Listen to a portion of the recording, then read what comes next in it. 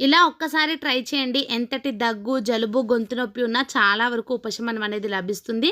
చాలా రకాల మెడిసిన్స్ వేసుకున్నా కూడా ఈ దగ్గు, జలుబు అనేది చాలా వరకి తగ్గదు. దానికోసం ఇక్కడ హోమ్ రెమెడీ అయితే చూపిస్తాను, చూసేయండి. దానికోసం 2 తమలపాకుల్ని తీసుకోండి. 2 చివరలు కూడా కట్ చేసుకొని ఒకదానిపైన ఒకటి పెట్టుకొని కొద్దిగా వాము వేసుకోవాలి. వేపాల్సిన అవసరం లేదు. లైట్‌గా కొద్దిగా వాము వేసుకొని, అలాగే కొద్దిగా ఒక పావు టీ స్పూన్ అంతా హనీని వేసుకోండి. మీ ఇంట్లో ఏ హనీ వాడతారో ఆ హనీ అయితే వేసుకోండి. కొద్దిగా హనీ వేసుకుంటే టేస్ట్ అనేది బావుంటుంది. మనం ఇలా హనీ వేసుకున్న తర్వాత తమలపాకుని ఇలా కిల్లీలాగా చుట్టుకోవాలి. లవంగం ఇష్టపడేవాళ్ళు, తినేవాళ్ళు, ఘాటు ఇంకా ఎక్కువగా తినగలుగుతాం అనేవాళ్ళు లవంగాన్ని కూడా ఒకటి వేసుకోండి.